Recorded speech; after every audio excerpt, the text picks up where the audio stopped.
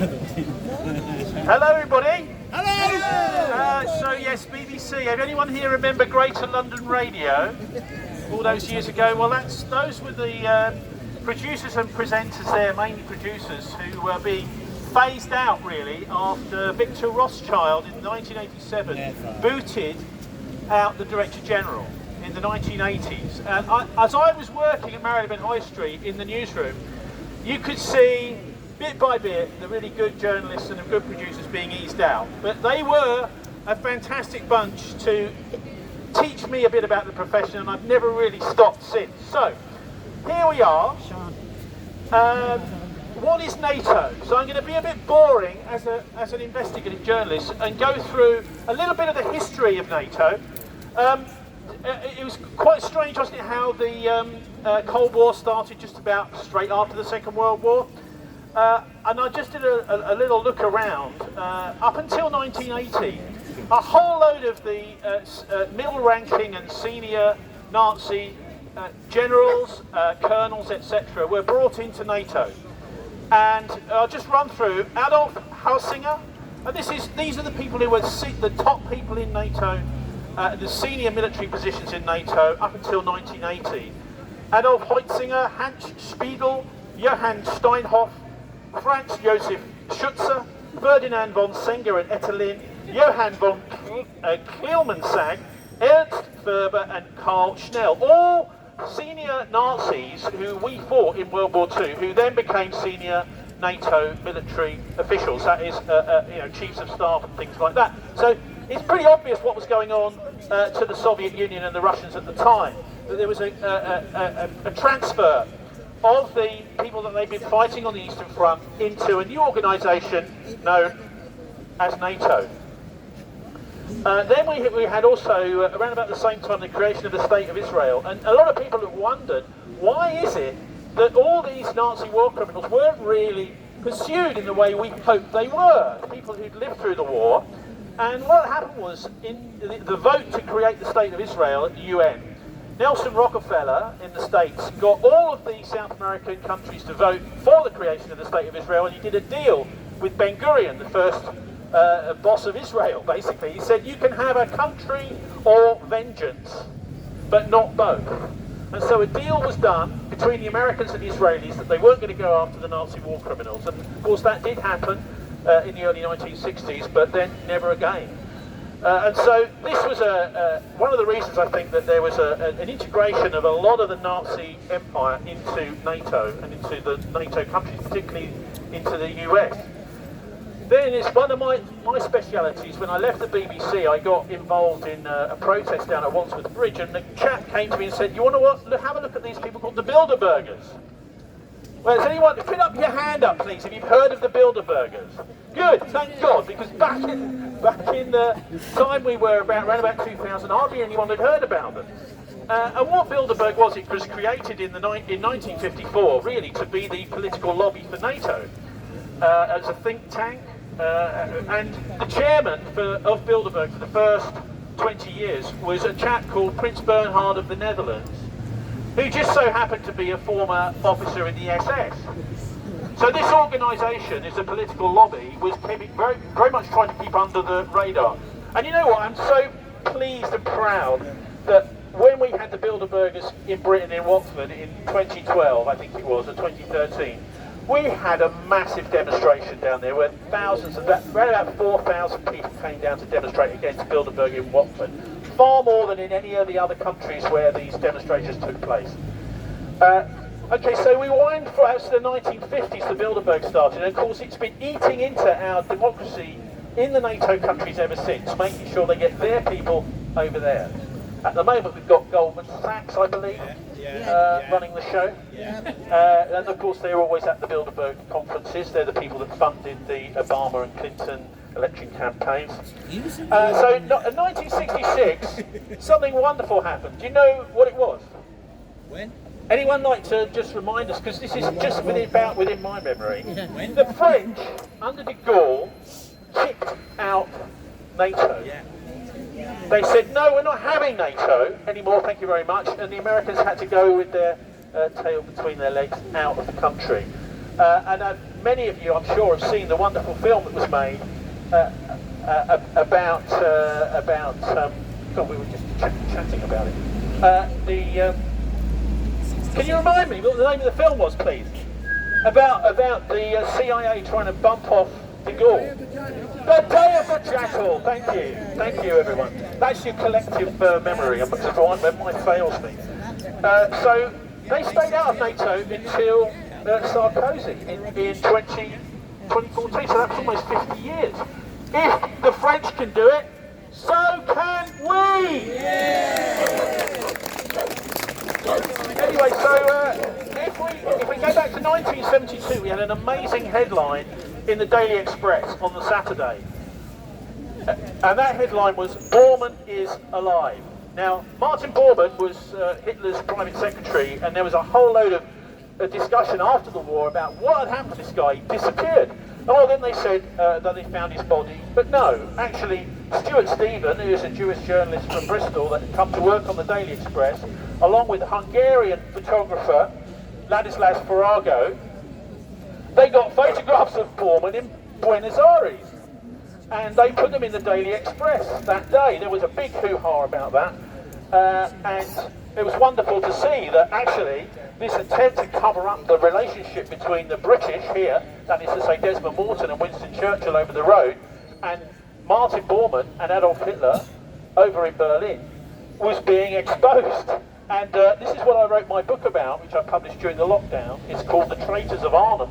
And it explains that in 1944, the deals were being done across the road and in Berlin with between the two countries to give safe passage to these Nazis. And so I think for many people that don't understand just how close, we know a lot about Operation Paperclip and the Americans, but we don't necessarily understand that it was down here as well were doing deals. They were making sure that the Nazis had safe passage after the war in exchange for the loot of the whole of Europe, the $1 billion or so, which was a lot of money back in the 1940s. So yeah, if you're interested in the book, I've got some leaflets about it where you can get it online or whatever later.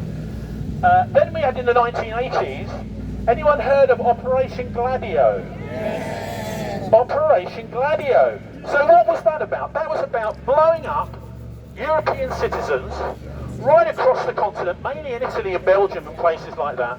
And this was a NATO intelligence-led operation. The stay-behind forces were blowing up Europeans and blaming it on, guess who?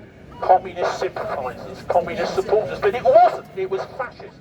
And it was NATO that was doing this. And then, for anyone here that's not seen it, the BBC, bless them, back in 1992 did a brilliant programme, 3-part series, Time Watch, with Alan Frankovich, where they explained, they took you through the evidence that NATO was blowing people up across Europe and trying to blame it on the Soviet Union. So there's another little exploit of wonderful NATO, which I think, we can all agree we just need to leave as soon as possible. Bologna railway station bombing, nearly 100 people altogether killed around that, the Brabant massacres in Belgium and the Piazza Fontana in Italy. What they were doing was, guess what? Italy was turning communist. And so NATO decided we're not having that, and the CIA, and so they just started blowing people up in Italy, and eventually they even kidnapped and killed Aldo Moro, the Prime Minister. And this is all, we're not supposed to know about this, but if you go and have a look at the BBC Time Watch series, they did a fantastic job. Aaron Frankovich did a fantastic job on that. He also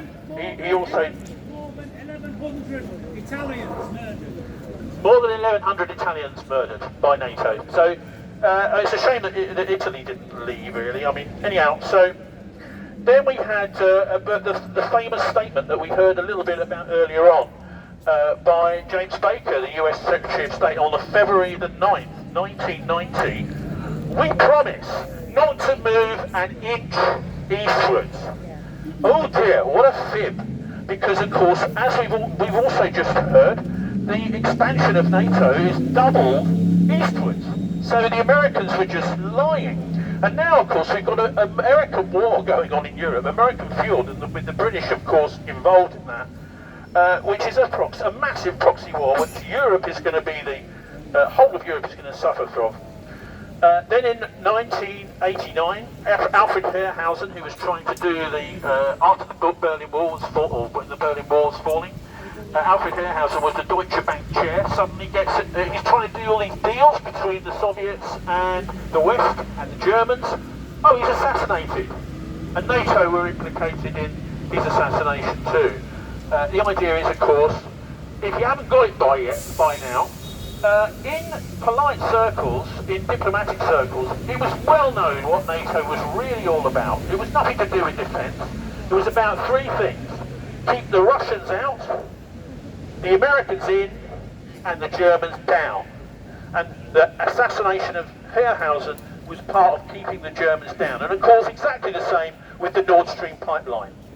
Keep the Germans down. And isn't it frightening the way that the Germans have just not kind of said anything about the fact that the Americans blew up this joint venture between them and the Russians? And then along comes Putin. You know, now NATO starts getting excited again. Here's someone we can really hate. But in 2000, he joined the World Economic Forum, the G8, and all that stuff. But Putin is quite smart because he was making friends with the West. But meanwhile, behind his back, he's building up the military machine to take on the United States and win. And I think 20 years later, where we are, 23 years later, that's now where we are. The Russians are confident that if the Americans want to have a war with them, that the Americans are going to lose. And let's hope we don't get caught in the middle of all of that. Trying to bring it just a little bit more up to date. And by the way, I do a programme every week online. It's at thisweek.org.uk. And we look at local politics in Bristol, national politics and international stuff every week, pretty much. So if you're interested, you can even get an app for your phone, called the Not the BCFM Politics Show app, which you can find at thisweek.org.uk, and just follow us there, and you get an email as well if you want. But one of the news stories we covered this week is horrific, and that is the United States is just in the process now of getting permission to fly its drones out of Fairford in Gloucestershire. Now, these drones, we know, are used for things like the double tap killings, where they attack and kill a wedding party or a funeral, and then they wait 20 minutes, half an hour, until the rescuers have come in, and then they send another Hellfire missile down to destroy the wedding party. Now, these drones, it looks almost certain now, are going to be starting to fly out of Fairford in Gloucestershire. So I would like to see you all this time, in a month's time, down at Fairford Airfield. As, by the way, Stop the War Coalition organised some brilliant protests down at Fairford at the time of the Iraq War. Where were they? Well, they're doing things like putting on their website silly things like, oh, the Russians have got to withdraw from the Donbass or Ukraine or whatever it is. So they're completely off. They're not stop the war at all, are they? Are they? No, of course not. I think there's a positive thing to say about all of this, is that we heard from Patrick particularly about the censorship. This appalling censorship of what's going on. Of course, all the journalists pretty much know it's being censored, but then they don't dare say anything or they'll lose their jobs. And I think, we need to have a little bit of sympathy for journalists, not just hate completely on them, because they're human, they're like the police, they have to do as they're told, otherwise they lose their jobs. Now, many of them, I think, are actively lying, but there are some there also that are trying to do the best that they can and hanging on in there for a time that they can say things, and maybe sometimes go out with a bang, as they do occasionally. William Joyce, who was a broadcaster in the Second World War in Luxembourg, Radio Luxembourg, for the Nazis, and he was an American he was called Lord Haw Haw. Now, the British over here and in the war cabinet down the road had a big discussion in World War II. What do we do about this guy? Because he's broadcasting to all of the British people from Radio Luxembourg on medium wave. And they just made a very brave and important decision, which was, we're not going to try and jam him. We'll just take the mickey and we'll lampoon him. And of course, the other side, the Nazis, were trying to stop everything. What's going on now is the complete opposite. If we had the courage of our convictions politically in this country, we would allow armed sea to be broadcast. We would allow press TV, we would allow all of these foreign countries to broadcast. We wouldn't But we silence haven't the got the WikiLeaks guts publisher because we in know Belmarsh. that it would show up our own corrupt, propagandistic mass media and the billions of pounds spent in it here in London. So I'll finally say, I think actually what's happening is a very positive thing. I mean, you might find that a strange thing to say. But the establishment in this country, the City of London, etc., Goldman Sachs and the rest of the Bilderbergers, what they're doing is they're trying to fight a war on two fronts at the same time. That is to say, they're taking on the Chinese and the rest of the world as they're failing in their own economy. And of course, that's really what is the result of it all. But they're also trying to take on us at the same time. And that is a war on those two fronts they can never win. So the more they pursue it, the more they're going to